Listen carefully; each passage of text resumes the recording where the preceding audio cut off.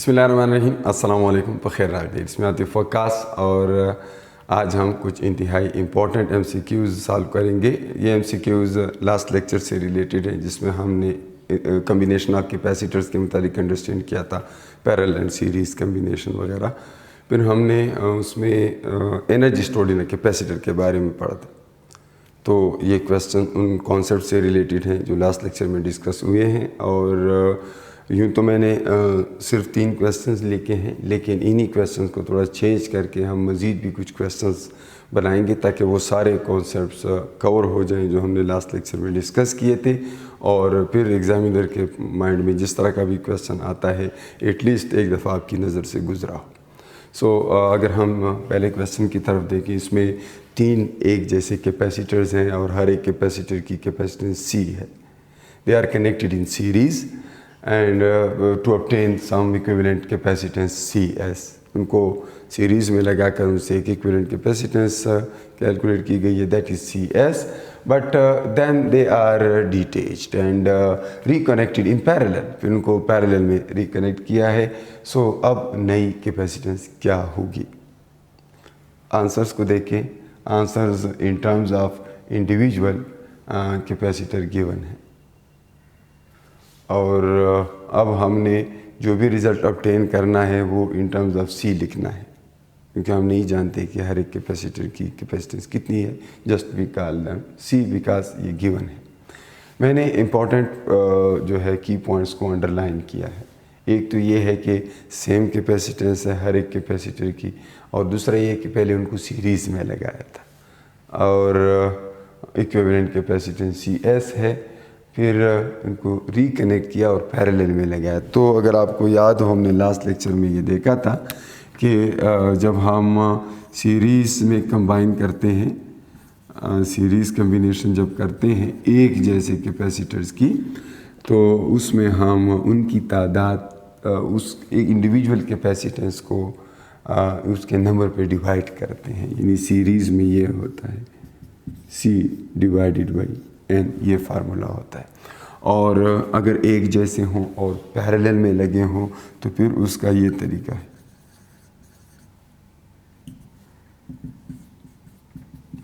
C से multiply करते हैं। अब आप देख सकते हैं कि पैरेलल में लगाने से कैपेसिटेंस बहुत ज़्यादा हो जाती है, जबकि सीरीज़ में लगाने से कैपेसिटेंस बहुत कम हो जाती है। अब सीरीज़ में लगाया, एक कैपेसिटेंस मिला, अब पैरेलल में जाएंगे तो वो ओरिजिनल का कितना गुना हो जाएगा। तो अब आप देख सकते हैं मैंने जो लास्ट टाइम फार्मूला बताया था उसमें ये चीज़ मैंने आपको बताई थी कि अगर सीरीज़ से पैरेलल में जाना है, जैसे यहाँ पे कहा गया है सीरीज़ टू पैरेलल, अगर मुझे सीरीज़ से पैरेलल में जाना है तो क्या होगा? मैं क्या करूँगा? CS that would B CP, क्योंकि मुझे पैरेलल में जाना है, that would B N² CS। तो आप यहाँ पे देख सकते हैं हमसे CP मांगी है, इक्विवेलेंट कैपेसिटेंस, यानी जब वो पैरेलल में लगे हों।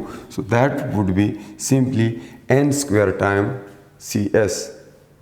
लेकिन CS ऑलरेडी आप जानते हैं कि दैट इज़ C/N, तो N² से मल्टीप्लाई करेंगे, दोबारा यही चीज़ वापस आएगी। तो यहाँ पे एक इंतहाई इम्पोर्टेंट चीज़ ये याद रखें कि अगर सिर्फ C लिखा हुआ है तो फिर ये सारी बातें गैर ज़रूरी हैं आपके लिए। आपने सिंपली ये याद रखना है कि जब कैपेसिटर्स को पैरेलल में लगाते हैं तो N से मल्टीप्लाई करते हैं, तो ये आंसर इसका करेक्ट माना जाएगा। ये फार्मूला यूज़ करते वक्त आपने इंतहाई मोहतात रहना है। अगर यहाँ पर ऑप्शंस में ये कहा होता CS/3, CS/9, 3CS और 9CS, यानी अगर ऑप्शंस ये होते, ये A, ये B, ये C, ये D, जैसे वहाँ पे मैंने लिखे हैं, C की बजाय CS होता, फिर हम ये फार्मूला इस्तेमाल करते। या इन लोगों ने ये कहा होता कि इक्विवेलेंट कैपेसिटेंस C है, फिर हम कौन सा फार्मूला यूज़ करते, ये वाला, यानी CP would be 3 square CS and then the correct option would be this. तो ये भी हो सकता है 9CS और ये भी हो सकता है 3C, लेकिन डिपेंड करता है कि ऑप्शंस कौन सी गिवन है। अगर इस तरह के ऑप्शंस होते तो फिर हम इस पे जाते, इस तरह के ऑप्शंस गिवन है तो इसलिए हमने ये ऑप्शन क्लिक किया है। तो ये आपको थोड़ा सा क्वेश्चन गौर से देखना है कि क्वेश्चन की क्या डिमांड है, क्वेश्चन किस बारे में। अब अगर इस दूसरे क्वेश्चन की तरफ हम आए, इसमें एक सर्किट है और उसमें 2 कैपेसिटर्स पैरेलल में लगे हैं। करना क्या है, potential, constant potential difference. Now once again underline the important points, यानी ए और बी के दरमियान एक कांस्टेंट पोटेंशियल डिफरेंस है। तो how much charge is stored in 6 microfarad capacitor. तो इसका बड़ा आसान तरीका है, बिकॉज अगर ये दोनों पैरेलल में लगे हुए हैं तो हमें पता है कि इसके अक्रॉस भी 6 वोल्ट है और इसके अक्रॉस भी 6 वोल्ट है। तो आप अगर सॉल्व कर लें तो आप जानते हैं Q is equal to CV। अब वोल्टेज दोनों के अक्रॉस सेम है तो Q1 के अक्रॉस C1 भी होगा, Q2 के अक्रॉस C2 भी होगा। C1 हमारे पास लेट सपोज 6 माइक्रो कूलम है, उसको मैं C1 कह देता हूँ, सॉरी माइक्रोफेराड। तो ये है 6 माइक्रोफेराड और वोल्टेज जो है दैट इज 6 वोल्ट्स। तो आपके पास जो चार्ज आएगा, चार्ज आपके पास 6 36, लेकिन माइक्रो यहाँ पर मौजूद है। फेराड और वोल्ट का प्रोडक्ट कूलम होता है। सो 36 माइक्रो कूलम करेक्ट ऑप्शन है। तो यहाँ पे एक ये पॉइंट याद रखें कि ये कम्बिनेशन पैरेलल है, बिकॉज करंट के गुज़रने के 2 रास्ते हैं, ऊपर भी जा सकता है, नीचे भी जा सकता है। अब चार्ज दोनों पे अलग अलग स्टोर होगा क्योंकि ये पैरेलल में लगे हुए हैं।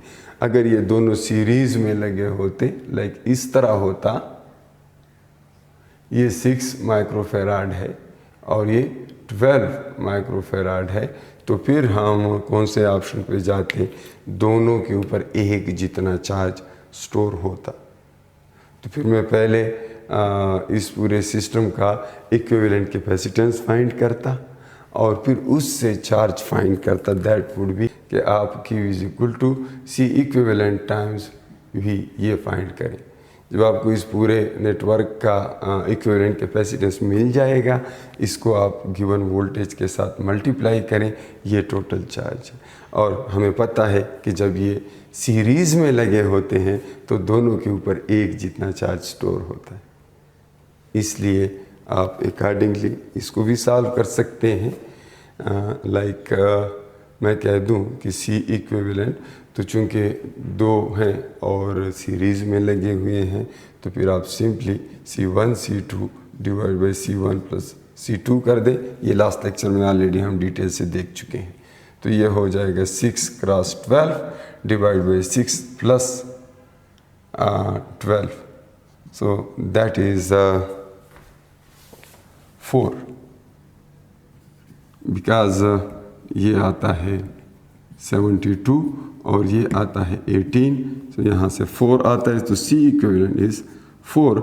लेकिन ये माइक्रोफेराड्स में है तो आंसर भी माइक्रोफेराड में होगा। ये C इक्विवेलेंट मिल गया। अब आसान है, इसको आप मल्टीप्लाई करें, multiplied with charge, sorry voltage to get charge, and then this charge becomes 4 multiplied with 6, because voltage 6 है, लेकिन ये जो चार्ज है कैपेसिटेंस है माइक्रो में, तो ये माइक्रो कूलम में आंसर देगा 24 माइक्रो कूलम्स। तो ये फिर उस केस में आंसर होता जब ये सीरीज़ में लगे होते। तो चाहे वो 6 माइक्रोफेराड मांगता मांगते या 12 माइक्रोफेराड के अक्रॉस पूछते, दोनों के अक्रॉस यही 24 माइक्रोकूलम चार्ज स्टोर होता है। और अब इस क्वेश्चन को इस तरह भी पूछा जा सकता है कि ये बताया जाए कि जी 24 माइक्रोकूलम इसमें चार्ज है और बताएं कि पहले के अक्रॉस कितना पोटेंशियल डिफरेंस है और दूसरे के अक्रॉस कितना पोटेंशियल डिफरेंस है। तो फिर ये तरीका होगा V1 वुड बी, V1 क्या होगा, because Q is equal to CV, so V is equal to Q divided by C1। तो टोटल चार्ज को C1 पे डिवाइड करते, सीरीज़ में चूंकि दोनों के अक्रॉस पोटेंशियल ड्रॉप सेम नहीं होगा इसलिए फिर वो इस तरीके से कैलकुलेट करेंगे। तो V1 would be 24 divided by 6 and that is. इसके बाद जो है हम इस नेक्स्ट क्वेश्चन की तरफ जाएंगे, वो भी सेम उसके रिलेटेड है इसी सर्किट से। इस क्वेश्चन में क्या कहा गया है, what is the energy stored in the network shown, उस पूरे नेटवर्क में कितनी एनर्जी स्टोर होगी। वेल इसके लिए ये बड़ा अहम है कि अगर पोटेंशियल डिफरेंस कांस्टेंट है तो इसका मतलब है वो सर्किट में बैटरी जो है कनेक्टेड है, सर्किट के अंदर बैटरी कनेक्टेड है जिसकी वजह से पोटेंशियल डिफरेंस मेंटेन रखा हुआ है कांस्टेंट। तो ऐसी सूरत में आपको मैंने बताया था कि जब V कांस्टेंट होगा तो एनर्जी का ये फार्मूला आप हमेशा इस्तेमाल कर सकते हैं, यानी जितनी ज़्यादा कैपेसिटेंस उतने उसमें ज़्यादा एनर्जी स्टोर होगी, या सिंपली इसके अंदर C की इंफॉर्मेशन भी मौजूद है कैपेसिटेंस की, वो आप यहाँ से कैलकुलेट कर सकते हैं, जबकि पोटेंशियल डिफरेंस भी गिवन है। तो कैपेसिटेंस यहाँ पर इक्विवेलेंट कैपेसिटेंस होगी बिकॉज पूरे नेटवर्क के अंदर एनर्जी की बात की गई है। आपके पास C इक्विवेलेंट की वैल्यू कुछ देर पहले हमने कैलकुलेट की थी, यानी पैरेलल में है, हम फिगर A की बात कर रहे हैं, इसको आप फिलहाल भूल जाएं। पैरेलल में लगे हैं तो इक्विवेलेंट कैपेसिटेंस सिंपली उन दोनों का सम होगा 6 + 12, लेकिन माइक्रो मेरे जहन में होना चाहिए, वो अभी भी मौजूद है, उसको मैं फ़िलहाल बाहर लिख लेता हूँ। और V किधर है, V का स्क्वायर लेंगे, V हमारे पास 6 है तो 6 का आप स्क्वायर ले लें, तो यहाँ पे आपको क्या मिल जाता है, 18 डिवाइडेड बाई 2 से 9 आता है, बिकॉज 6 इससे 9 आ जाएगा, जबकि 6 × 6 इससे 36 आएगा। सो इसके साथ माइक्रो और जाउल ये होगा, तो 36 को 9 से मल्टीप्लाई करें, 10 से मल्टीप्लाई करें तो 360 आता है, तो 360 नहीं चाहिए हमें, 9 से मल्टीप्लाई करना था, तो राउंड अबाउट 324, बिकॉज 360 से 30 सब्ट्रैक्ट हो जाएगा, 30 और 6 सब्ट्रैक्ट हो जाएगा तो 324 हो जाएगा। क्योंकि कैलकुलेटर अलाउड नहीं होता तो जो भी आपको मल्टीप्लिकेशन का आसान तरीका लगे वही करें, या इनको आप जिस फॉर्म में भी लिखते हैं अपनी आसानी के लिए। तो इससे 324 आ जाता है माइक्रो जाउल। अब हम आंसर्स पे जाएंगे। आंसर्स में 324 जो है ये मौजूद है, लेकिन मसला क्या है, इसमें माइक्रो नहीं है, इसलिए करेक्ट ऑप्शन जो है दैट वुड बी डी। तो आई होप आप इस बात को समझ गए हैं कि यूनिट्स भी इंतहाई अहम होते हैं, इसका भी बड़ा ख्याल रखना पड़ता है। कभी कभी आप जल्दी में यही कैलकुलेट कर लेते हैं और फ़ौरन टिक कर लेते हैं कि जी 324 आंसर आया, ठीक है, तो इसका ख्याल रखना है, यूनिट्स भी इम्पोर्टेंट होते हैं। अब मैं थोड़ा सा एक और क्वेश्चन इस पर बना लूँ, और वो क्वेश्चन इस तरह से कि मैं आपसे ये पूछ लूँ कि जी 4th क्वेश्चन यूँ लिख लेते हैं कि इन दोनों में से किस में ज़्यादा एनर्जी स्टोर होगी, which capacitor of the two, इन दोनों में से स्टोर्स मोर एनर्जी, किस में ज़्यादा एनर्जी स्टोर होगी। ये मैं फिगर A की बात कर रहा हूँ। तो जब पैरेलल में लगे होते हैं तो पैरेलल के केस में हमने ये पढ़ा था कि V कांस्टेंट होती। तो जब V कांस्टेंट होती है तो फिर आप जानते हैं कि आप ये फार्मूला यूज़ कर सकते हैं। इस फार्मूला के मुताबिक अगर V कांस्टेंट है तो energy is proportional to capacitance, यानी जितनी कैपेसिटेंस ज़्यादा है उतनी ज़्यादा एनर्जी स्टोर होगी। तो इसलिए हमारा इसमें से कौन सा ऑप्शन करेक्ट होगा, यानी इसमें हम 12 माइक्रोफेराड की तरफ जाएंगे कि जिसकी कैपेसिटेंस ज़्यादा है उसमें ज़्यादा एनर्जी स्टोर होगी। एट द सेम टाइम अगर ये इस तरह होता, वंस अगेन वही कंडीशन दोबारा लिख रहा हूँ जो कुछ देर पहले मैंने मिटाया, ये 6 है और ये 12 है, ये भी माइक्रोफेराड में, ये भी माइक्रोफेराड में। अब ये फिगर बी मान ले, फिगर बी मान ले। तो अगर फिगर बी की बात की जाए, ये कहा जाए, तो फिर आपने ये करना है कि ये वाला फार्मूला यूज़ नहीं करना। वजह ये है कि हर कैपेसिटर के एकरास अपना अपना पोटेंशियल ड्रॉप होगा, V कांस्टेंट नहीं होगा तो U और C में डायरेक्ट रिलेशन आप नहीं लिख सकते। अब क्या होगा, अब आप जानते हैं सीरीज़ में जब होते हैं तो Q सेम होता है।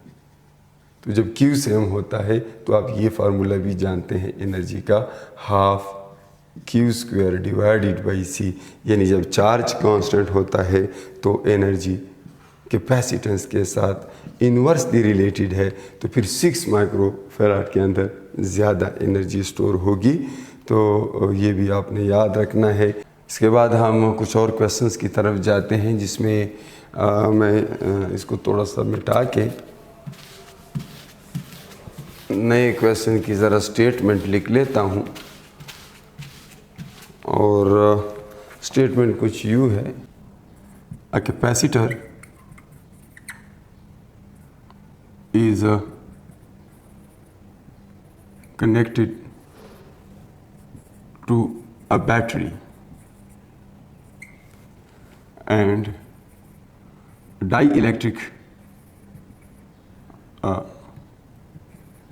dielectric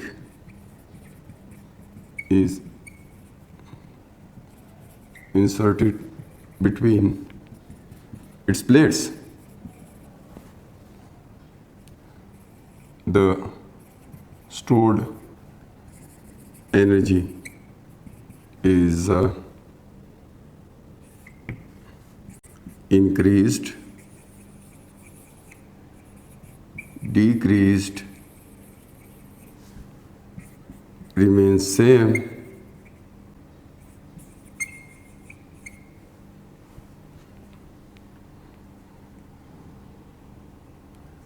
none। देखें, जब कैपेसिटर कनेक्टेड होता है तो कुछ देर पहले मैंने आपको बताया कि V कांस्टेंट रहता है। तो जब V कांस्टेंट रहता है तो एनर्जी जो है वो रिलेटेड होती है डायरेक्टली कैपेसिटेंस के साथ, बिकॉज हम ये वाला फार्मूला यूज़ करेंगे, हाफ CV²। लेकिन अब मसला ये है कि कैपेसिटेंस बढ़ेगा या कम होगा, क्योंकि यहाँ पे जो इन्फॉर्मेशन दी गई है वो आपको मालूम होना चाहिए कि कैपेसिटेंस का फार्मूला क्या है, तभी आपको पता चलेगा। सो ये हम जानते हैं ε0 εRA डिवाइडेड बाई D। तो कैपेसिटेंस जो है that is proportional to εR। तो डाइलेक्ट्रिक इंसर्ट करने से कैपेसिटेंस ज़्यादा होती है। कैपेसिटेंस ज़्यादा होती है तो चूँकि इस पार्टिकुलर केस में जब बैटरी कनेक्टेड है, कैपेसिटेंस और एनर्जी डायरेक्टली रिलेटेड है, तो एनर्जी जो है वो इंक्रीज हो जाएगी, बिकॉज कैपेसिटेंस भी इंक्रीज हो गया। तो ये आपको याद होना चाहिए। फिर अगर कहा जाए कि जी is disconnected from a battery, is disconnected from a battery या is isolated, is disconnected from a battery, तो फिर आप ये कह सकते हैं कि इन दैट केस फिर आपके पास ये ऑप्शन ख़त्म हो जाती है, बिकॉज जब बैटरी डिसकनेक्टेड होती है तो Q कांस्टेंट होता है, और जब Q कांस्टेंट होता है तो आपको ये फार्मूला यूज़ करना चाहिए। तो energy is inversely related to C, और चूँकि डाई इलेक्ट्रिक इंसर्ट करने से C बढ़ जाता है तो वो डिक्रीज हो जाएगी। तो ये आपको मालूम होना चाहिए। फिर finally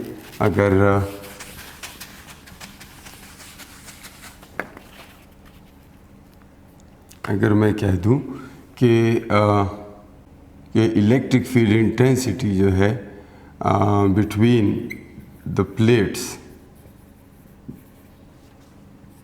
electric field intensity between the plates of capacitor increases or decreases by the insertion of dielectric. जब डाइइलेक्ट्रिक इंसर्ट करते हैं तो क्या इलेक्ट्रिक फील्ड इंटेंसिटी डिक्रीज़ होती है या इंक्रीज़ होती है, उससे क्या होता है। लेकिन ये बात आपको बता दूं कि इस पर्टिकुलर केस में हमने कैपेसिटर को आइसोलेट किया हुआ है, आइसोलेटेड कैपेसिटर है, यानी it is not connected to any battery. तो जब ये बैटरी के साथ कनेक्टेड नहीं है तो फिर क्या होगा, यहाँ पे चूँकि पॉजिटिव प्लेट है, यहाँ पे नेगेटिव प्लेट है, डाइइलेक्ट्रिक इंसर्ट हुआ। पहले जो था डाइइलेक्ट्रिक जब नहीं था तो ये इलेक्ट्रिक फील्ड थी ई। जब डाइइलेक्ट्रिक इंसर्ट हुआ तो वो डाइइलेक्ट्रिक जो है वो रीअरेंज हो गया डाइपोल्स, और आपके पास जो है एक अपोजिट डायरेक्शन में फील्ड डेवलप हो जाती है। कैसे होती है वो ज़रा मैं आपको दिखा दूं। चूँकि वो सारे डाइपोल इस तरह हो जाते हैं कि पॉजिटिव नेगेटिव की तरफ, नेगेटिव पॉजिटिव की तरफ हो जाते हैं, तो अपोजिट डायरेक्शन में एक फील्ड डेवलप हो जाती है। Field due to dielectric, E D उसको कह देता हूँ, जो ओरिजिनल फील्ड को कम कर लेता है, और मीडियम की मौजूदगी में जो फील्ड होता है वो वैक्यूम की फील्ड से कम होता है। कितना कम होता है, जितना ये डाइपोल की वजह से अपोजिट डायरेक्शन में इलेक्ट्रिक फील्ड पैदा हुई वो उससे सब्ट्रैक्ट हो जाएगा। तो क्या ऐसी सूरत में अगर इलेक्ट्रिक फील्ड कम हो गया तो क्या एनर्जी स्टोरेज की एबिलिटी कम होगी या ज़्यादा होगी जब आइसोलेटेड केस है।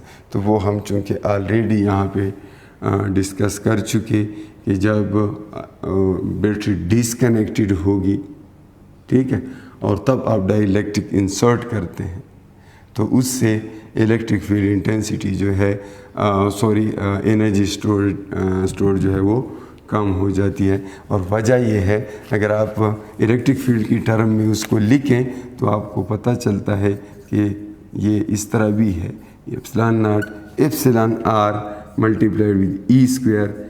ए उस प्लेट का एरिया है, डी उन प्लेट्स के दरमियान की सेपरेशन है। लेकिन यहाँ पे ये दोनों चीज़ें मौजूद है, ई एप्सिलॉन आर भी मौजूद है और इलेक्ट्रिक फील्ड इंटेंसिटी भी मौजूद है। तो चूँकि इलेक्ट्रिक फील्ड इंटेंसिटी कम हो गई है